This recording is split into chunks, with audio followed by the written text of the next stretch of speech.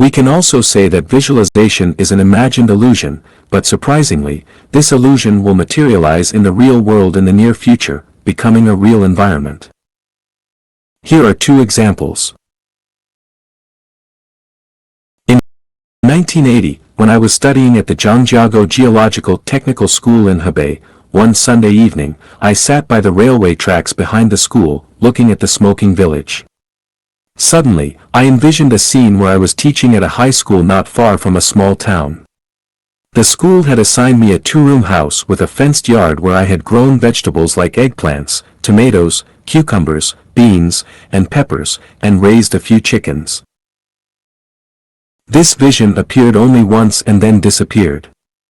I didn't dwell on it, but 8 years later, in 1988, one day while watering the vegetables in the backyard of my house at the No. 2 middle school, 3 kilometers away from the Pinjiwanbo town in Zhangye, Gansu province, I suddenly recalled the vision from that evening in Zhangjiago.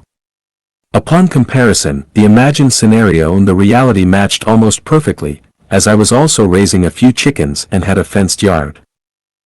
In the rainy season of 1996, while I was having tea with the manager of the Gansu International Zimbabwe branch on the green lawn chairs by the swimming pool of Villa 48 in Harare, at that time, a black gardener named Jack was tidying up the garden nearby. He said, "It's strange.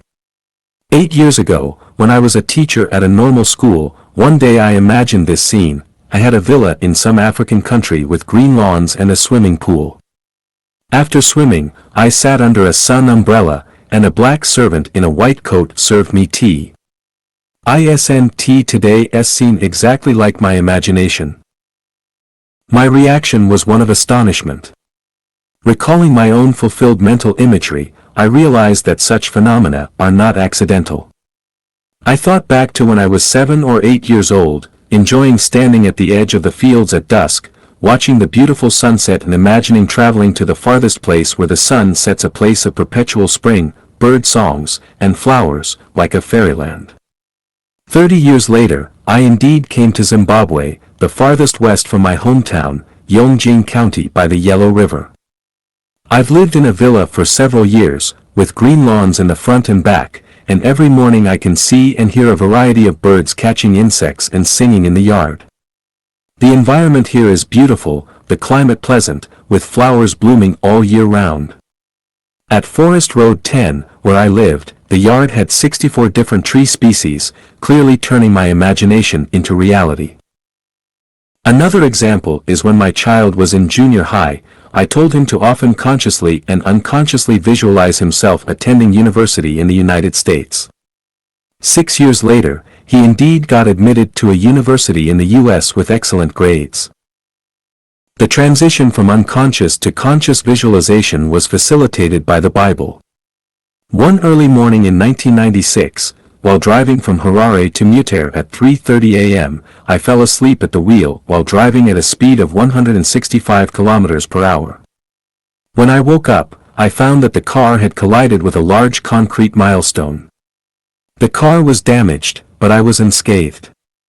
Miraculously, if the point of impact on the stone had been just a foot forward or backward, the car would have rolled down the slope, leading to dire consequences. My first thought was, God saved me. 3 days later, a kindly old couple, Jehovah's Witnesses, came to see me, saying they wanted to discuss the Bible with me. I welcomed them without hesitation. This marked the beginning of over 4 years of Bible study. As my studies deepened, unconscious mental images continued to emerge, depicting scenes from the 36 dimensions of space, the 1,000-year world, the 10,000-year world, the Earth universe, the negative universe, the workings of the Tao, the origins of Buddha, the times of Adam and Eve, the dinosaur era, Noah's era, and future times. It seemed as if time and space had disappeared, no longer existing. During the Christmas season of 2000, I arrived at the Cape of Good Hope in South Africa. Gazing at the vast blue horizon, I conceived the idea of life genuine. Visualization is not about fantasies, daydreams, or delusions.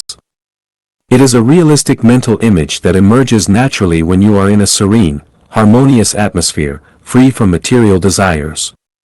This mental image appears in a state of forgetting oneself and the surroundings.